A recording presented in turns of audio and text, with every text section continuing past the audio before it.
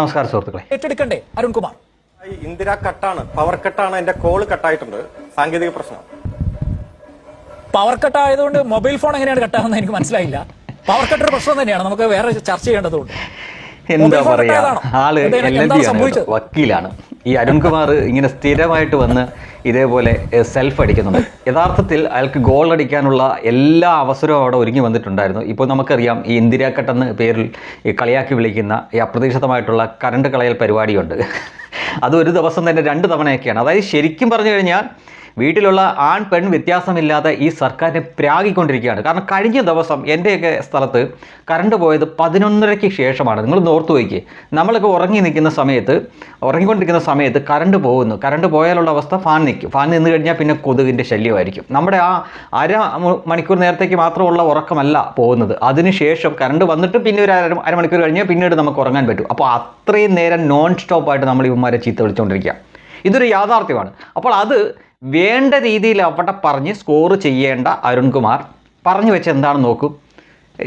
ഇന്ദിര കട്ടാണു. അപ്പോൾ അതുകൊണ്ട് ഇപ്പോൾ ലൈറ്റ് പോയത് മനസ്സിലാക്കാം. അയാൾ ഈ ചാനൽ ചർച്ചയിൽ പങ്കെടുത്തുകൊണ്ടിരിക്കുമ്പോൾ അയാൾ ഈ വീഡിയോ നമുക്ക് കാണാമല്ലോ.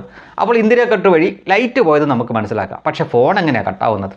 മൊബൈൽ കട്ടാവില്ലല്ലോ. കറണ്ടും അതിൻ്റെ റേഞ്ചും തമ്മിൽ ബന്ധമൊന്നുമില്ലല്ലോ. അതിനാൽ കറണ്ട് പോയതുകൊണ്ട് നമ്മുടെ കയ്യിലിരിക്കുന്ന ഫോണിൻ്റെ റേഞ്ചൊന്നും പോവില്ല, അല്ലെങ്കിൽ സംസാരിച്ചുകൊണ്ടിരുന്നത് കട്ടായി പോകത്തൊന്നുമില്ല. പക്ഷേ പുള്ളി പറഞ്ഞു വെച്ചത് എന്താണെന്ന് നോക്കിയേ, ഇന്ദിര കട്ടിലാണ്, ഫോണില്ല, സാങ്കേതിക പ്രശ്നമെന്ന് പറഞ്ഞുകൊണ്ട്. അപ്പോൾ LLB പഠിച്ച ഒരു മനുഷ്യനാണ്. അയാൾ എങ്ങനെയാണ് 10ാം ക്ലാസ് പാസ്സായത് എന്ന് പോലും അത്ഭുതത്തോടെ തന്നെ ആലോചിക്കേണ്ടിയിരിക്കുന്നു. ഈ മനുഷ്യൻ തന്നെയാണ് ഒരിക്കൽ പിണറായി വിജയൻ്റെ മകൾ വീണ തൈക്കണ്ടി എക്സാലോജിക് എന്ന അവരുടെ സ്വന്തം കമ്പനി വഴി ഈ കരിമണൽ കർത്തായ്ക്ക് ചെയ്തു കൊടുത്ത സേവനങ്ങളെ പറ്റി പറഞ്ഞപ്പോൾ എക്സൽ, വേഡ്, അതുപോലെ തന്നെ ടാലി, MS പെയിൻറ്റ് അതുപോലുള്ള കുറേ കാര്യങ്ങളൊക്കെയാണ് പറഞ്ഞത്. ശരിക്കും അതിനെപ്പറ്റി അറിയാവുന്ന ഒരു തലയറിഞ്ഞ് ചിരിക്കുകയാണ് ഉണ്ടായത്. അപ്പോൾ LLB-കാരനാണ് എന്ന് ഓർക്കണം ഈ നിരന്തരമായിട്ട് വന്നിരുന്ന് ഈ ആളുകളുടെ മുന്നിൽ ഇതുപോലെ തേയുന്നത്. പക്ഷേ എന്നിട്ടും ഈ മനുഷ്യൻ തന്നെ അവർ വീണ്ടും ചാനൽ ചർച്ചയ്ക്ക് പറഞ്ഞു വിടുകയാണ്. സത്യത്തിൽ MLA അല്ല, ഒന്നുമല്ലാത്ത പഞ്ചായത്ത് മെമ്പർ പോലും അല്ലാത്ത സ്വരാജിനെ പോലുള്ളവരൊക്കെ പുറത്ത് ഒരു പണിയും ചെയ്യാതെ തേരാപ്പാര നടപ്പുണ്ട്.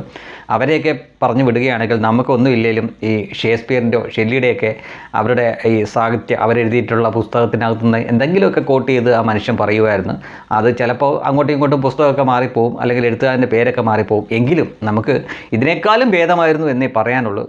അതുകൊണ്ട് ഒരു ഗോൾ അടിക്കാനുള്ള, അതായത് ഈ കോൺഗ്രസ് സർക്കാരിനെതിരെ നല്ല വിമർശനത്തോടെ ഒരു ഗോൾ അടിക്കാനുള്ള അവസരം പോലും സെൽഫ് അടിച്ച് അരുൺകുമാർ അത് നശിപ്പിക്കുന്ന കാഴ്ചയാണ് കാണുന്നത്. ഇപ്പോൾ ഈ കോൺഗ്രസിൻ്റെ ഹാൻഡിലുകളെല്ലാം ഈ സാധനം എടുത്തിട്ട് അലക്കിക്കൊണ്ടിരിക്കുകയാണ്. ഇങ്ങനെ പറയിക്കാനും മാത്രം ഇത്രയും അറിവില്ലാത്തൊരു വ്യക്തിയാണോ താങ്കൾ? കറണ്ട് പോയാൽ താങ്കളുടെ കയ്യിലെ മൊബൈൽ എങ്ങനെയാണ് കട്ടാവുന്നത്? കറണ്ടും താങ്കളുടെ മൊബൈലിലുള്ള ഡേറ്റയും തമ്മിൽ ബന്ധമൊന്നുമില്ല, അല്ലെങ്കിൽ ഈ ഇൻ്റർനെറ്റും തമ്മിൽ ബന്ധമൊന്നുമില്ല.